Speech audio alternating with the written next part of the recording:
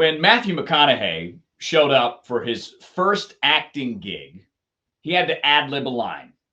And that ad lib became a famous saying: all right, all right, all right. Because he was prepared. And in Greenlights, his autobiographical memoir, he talks about what I interpret as the power of preparation, which is something we touch on here at Painted Porch Strategies. So I have an online course based on communication. My name is Rob Hunter, joined by Amy Yack and Sierra Ram Cantrell. We're the Painted Porch Strategies team. We have 3 areas of focus. Mine's communication, Amy's is teamwork, Sierra's is mindfulness. All of these tie into what Matthew McConaughey's approach is when it comes to preparation. So he knew his character. And that's when the words just came out, because he gave himself the proper time to prepare. So I want to ask you two, how do you prepare and how important is preparation? Because throughout sections 3 and 4 in Greenlights, that's what Matthew McConaughey talks about, how he gave himself the space to be ready. So how do you two get ready so that when it's showtime, you're ready to go? All right, all right, all right. Well, Rob, as you know, Amy and I both have some background in the performing arts and acting as well as Rob. Although Rob didn't do musicals, Amy and I musicals as well. Thank goodness. We'll get you into musicals one of these times. maybe a role in Hamilton, or I'm trying to think of something. So I love this parallel because there really are a lot of parallels to performing that I think could be applied even more so in business. So one of the things Matthew McConaughey, especially with the first role that he had, Dazed and Confused is the movie, is that he felt if he just understood the character, if he knew exactly who his character was, that he could just kind of move within that character, right? And I could argue the same for if any type of business, is that if you really just connect with who you are and you just work on being as authentically you as you can, even if that feels a little like coloring outside the lines, is if you kind of just go with that and go with your gut, that intuition will help lead you and others will understand you because they see you. Mm-hmm. Yeah, I completely agree, Sierra. And I would even take it one step further and say that's what you can apply to a team, whether that team is your work team, your family, your friends. It's taking the time to understand yourself. Awareness first. Self-awareness is always the most important. You have to know yourself in order to then be able to know and work and collaborate with other people. But I would say as a team, that same idea of preparation, prepare and know how each of you work, how each of you thrive, where you struggle, and then through that preparation, through that work, the instincts can then kick in. He actually even says in the book when he talks about it, I pulled this quote out. We have to prepare in order to have freedom. We have to do the work and then do the job. We have to prepare for the job so that we can be free to do the work. It's not 100% instinct and figuring it out. You get to that instinct and figuring it out point once you put in the work to prepare. I'll give you a perfect example. So when I was a young broadcaster, I was 23 years old. It was Christmas Eve. And my boss said to me, Rob, if you want to do a couple of segments, segment is like an 8 to 10 minute block of talk radio. I did an hour. And he calls me and he says, what are you doing? And I said, well, I was feeling it. I said, was it bad? And he says, no, it actually was very good because I was ready. So, excuse me, in my online course, I quote Louis Pasteur, right? Pasteurization of milk. Chance favors the prepared mind. And that's what Matthew McConaughey is talking about, is when you prepare ahead of time, you are ready in that moment. And there's always that learning experience, which McConaughey went through with a different role. I think it was called Scorpion Sting or something like that. He just showed up. He knew his character, but there was one major problem. He didn't prepare, and all of the lines were in Spanish. So he had to give this 4-minute monologue in Spanish. So he knew the learning lesson there was chance favors the prepared mind. So part of prep becomes space. In the second section of the book that we broke up, parts 3 and 4 in Greenlights, McConaughey talks about how after he had a little bit of success, he felt a little lost. So he went on this adventure in the Amazon where he was hiking, floating down the Amazon. He gave himself, I think it was 3 weeks, maybe a month, to really, I guess, find himself. But I have come to find as I get older how important that space is, because that space allows me to prepare for the week ahead if I do it on the weekends, the day ahead, the meeting that's coming up. That is the other part that I found so helpful about McConaughey's journey, which he then basically took to a life of the road as a way to balance out his newfound fame after he was in the movie A Time to Kill, because he went from relatively unknown to being recognized by everybody in the difference of a day. Mm-hmm. So in order to combat that, his preparation, in a way, his space became driving around in his truck in his Airstream, parking it wherever. So we all, I think, have to find our own ways to find space, which for you, Sierra, could be challenging because you are a full-time teacher and a full-time mom and a full-time wife and a full-time household manager and a full-time chief joy officer. Yes, exactly. So how do you find space for yourself so that you are prepared? I actually find I do a little bit of compartmentalization for things. So they're sort of like I have an area of my desk that's Painted Porch, that's this, and then I have an area that's like food preparation, planting seeds, that kind of thing, like food. And then I have another area like for school. So for me, it kind of helps to have some of the stuff, or actually even have like different notebooks for some of those different hats that I wear. So for me, it's almost like that's my cue to shift mindset, is when I take out a notebook that I know is specifically about this aspect, then I can kind of zone in quickly. Now, I'm not going to lie to you and say I only ever work from one notebook at a time. That wouldn't be honest. But I can like look at that notebook or that space and quickly like, okay, which job, what is my priority right now? Where does my mind need to be, to try to toggle between the two? Kind of physical. I also just think continuing to listen, and Rob, in your course, you talk so much about this. I try to repeat some of your words about listening, is that if I can listen and pay attention, then I can respond to what needs to be done, or I can shift priorities as I need to. I think another thing that's really helped me too is you leading us through talking, asking questions to get the information that you need, including of yourself. Right. Yeah, because that's what I was going to say. Because in addition to that, all of those are things that, Sierra, you do to help create that space, that pause. I love it. He calls it a walkabout. Yeah. Taking a walkabout of some sort. But you've incorporated beyond the visual cues with the notebook or the listening or the questions, you've incorporated as well some just small moments of walkabout for yourself throughout your day. You even have a video that we have on our YouTube here that's all about how to, when you're making coffee, just to create that little bit of space, that little pause, that mini walkabout, to maybe listen to yourself, ask yourself some questions, and allow yourself that moment to reset, to get back to you when it seems like everybody else is trying to get a piece of you. Which is so fascinating, right? Because you have Matthew McConaughey, big famous actor. He's got more money, knows what to do with.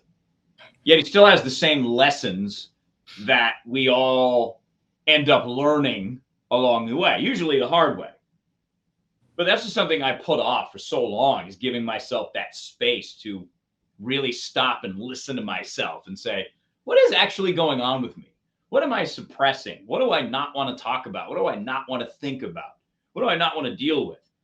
Well, I found that in the space, it becomes a whole lot easier to process all of those things, those emotions, those old feelings that pop up every now and again, confronting for me the negative forces of the I'm not good enough passenger that rides in my brain sometimes. And we all have some version of that because it's survival, literally fight or flight kicking in. Something makes you uncomfortable. Your body's like, what are you doing?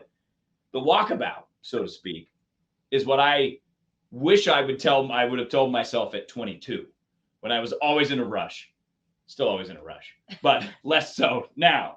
So I think that the listening to yourself is really one of McConaughey's main points in parts 3 or 4, because I love the founding document, and it says the pursuit of happiness, right? In terms of America, because that is such an individual journey. And this is McConaughey's version of that. But Sierra's pursuit of happiness, Amy's pursuit of happiness, mine, are going to have certain congruencies with McConaughey's lessons. So what stood out to you guys, Amy, I'll start with you, as some of those lessons that, even though Matthew McConaughey is rich, he's famous, but he's given you green lights, which is the key to the pursuit of happiness. So what lessons in sections parts 3 and 4 stood out to you? Oh man. Well, the one I just happened to look down, and it's the one that was right at the end of part 4. And he tells a story about how he had his trailer going around the country, on a whim. And he was in a spot in Montana, and he was trying to find somewhere to park it because he needed access to a clear southern sky so he could watch a football game. He's a big football fan.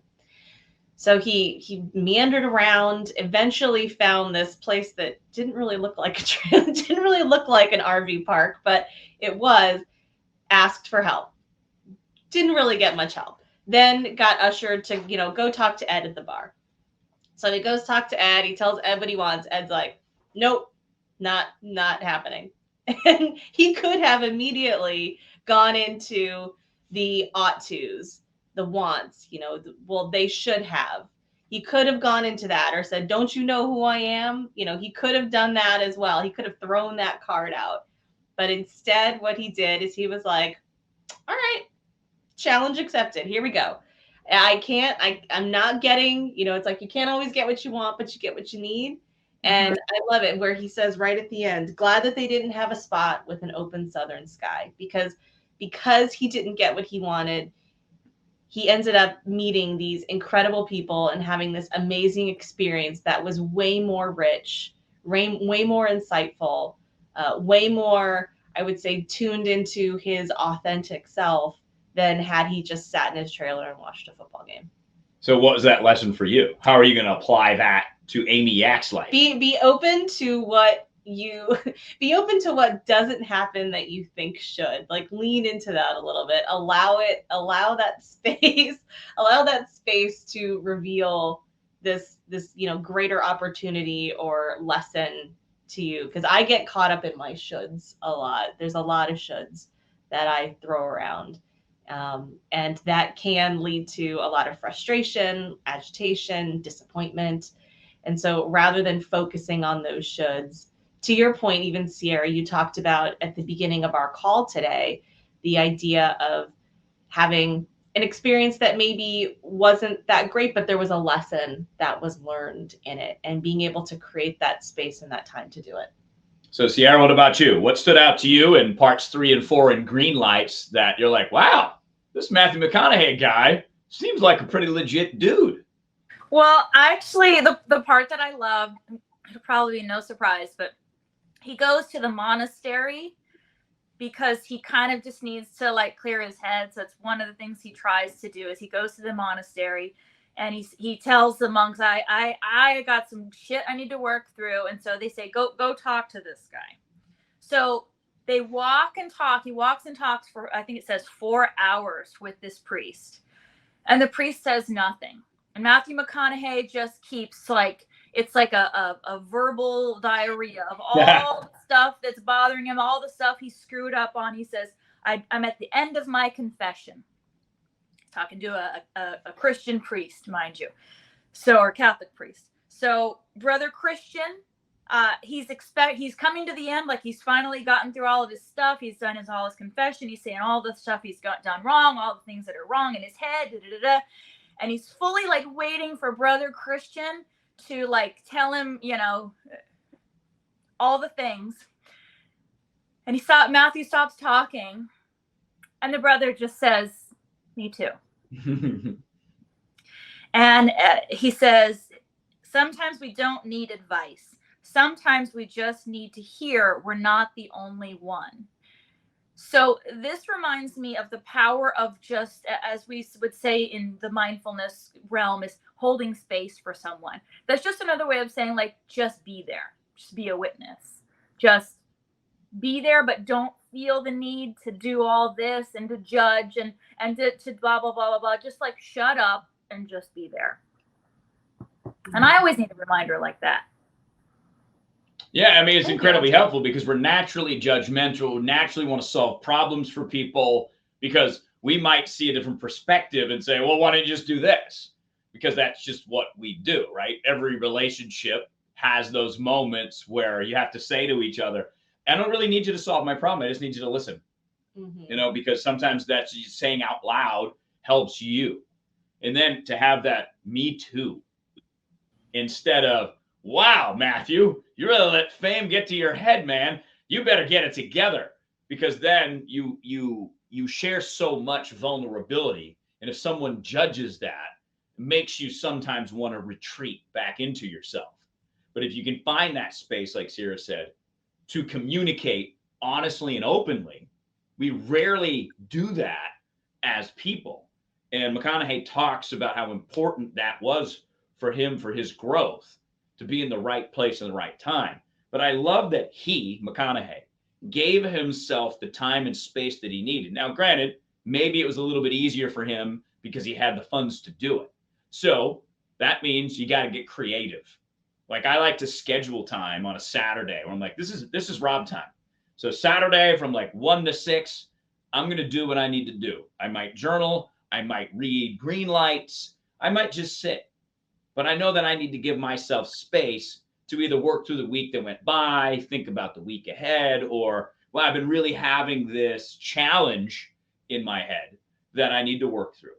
So I love that main sense is space, and that any obstacle that you have can be overcome. It's just up to you to figure out where that green light is so you can keep moving. And I think that is, it's not just the go portion of what McConaughey's talking about, it's the constant motion. That as a human, that's where the growth is. And he talks a lot about that. It's finding those stressors, things that make you uncomfortable, because that's where the growth lies. Yeah. And I would say also just allowing yourself the time and space, for however and wherever you can get it, to get real with yourself. Know thyself first, so that way you can then be a part of the world with other people and serve them, and you can serve one another. Yeah.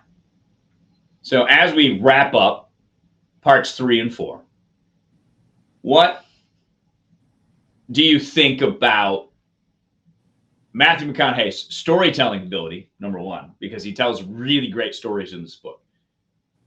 And are we so far halfway through it glad we're diving into this, even though it's a famous person telling us about his life? I'm pleasantly surprised. I wasn't sure if it was going to be my initial, I thought it'd be a lot of machismo and, Matthew McConaughey workout tips kind of thing. I'm actually really surprised in a good way. I think there's so many of the concepts he's talking about so well parallel with the Stoic concepts that we work on the porch. So far, I'm thumbs up. Amy? Agreed. I love the richness of his stories. I just love the fact that he has them. And that's something that I will say I'm slightly envious of, that he was so diligent about documenting and journaling over the course of 30 plus years. He even talks about when he got his trailer, his Airstream, the car that he used to tow it with, he hooked up like a recording system in it, so that as he was driving along, he could just dictate and capture his thoughts. I love that was something that he felt, I don't really know why I'm doing this, but I'm doing it. And whether I go back, I think he even says at the beginning, he didn't really go back and ever revisit them. So he wasn't using it as reflection. It was more just capturing the moment. And it was only later on, as part of this book, that he went back and listened and started to draw some lines and create some parallels. So I do love that he did that, because there is such great richness and depth of the stories, yet some really good universal lessons that we can all take with us to help us show up as our, authentic, messy, beautiful selves. Chance favors the prepared mind. And a lot of that is prep work you do in yourself and listening to yourself so that you are ready whenever your moment arrives. To go back to me as a broadcaster, I was ready because I was prepared and I knew it and I felt it and I just did it. Mm-hmm. And that was a huge key, because that opened the door for me, because my boss then gave me my first talk show at 23 years old. It was a weekend sports show on a Sunday morning, but that's exactly what every broadcaster looks for, that first opportunity. So it doesn't matter what age you are. You could be 43, 53, 63, 23. Are you ready for whenever that moment is? Because McConaughey was, and he got his first movie role, and that propelled his career. I was in that moment, and that propelled my career, because I didn't shy away from the shot. And I think from there, you keep listening to yourself. And that would be what I think is the main takeaway McConaughey gives us in parts 3 and 4. The road less traveled, he says, may not be a dirt road. For some, it may be an autobahn. Robert Frost, the poet, was right. Taking the road less traveled can make all the difference. I love that advice, because I have found that same story where you come to a fork in the road. 2 roads diverged in a yellow wood, as Robert Frost wrote. Sorry, I could not travel both. Which road do you take? One of them is going to be easier. It's going to be paved. It's going to be probably food and shacks along the way. The other one, get a little bit more discomfort where you challenge yourself. But it's when you challenge yourself that you end up in McConaughey's situation, exactly where you want to be. Well, and I love, just to put a quick little end cap on that, what he talks about in that little poem, the dirt roads and autobahns, is he then goes on to say, your road less traveled might be different from someone else's. Meaning, if you are someone that is an introvert, your road less traveled might be putting yourself out there more, actually going out. If you're an extrovert, it might actually be staying in. If you're shy, it might be standing up and talking in front of a room. It's whatever the thing is that you personally have not traveled down as much. Like, make that be your road less traveled. So next week, parts 5 and 6 in our Painted Porch Strategies book club. We love it. Greenlights by Matthew McConaughey. We love it because there's so many lessons that we know we all need, including ourselves. So we're here for you to help you with some of those lessons, coaching, online programs, or just discussion on our book club. We thank you for being here. Don't forget to subscribe so that you get the first notification that the third part in our Greenlight series will be here for you. So until next time, remember, green light means go.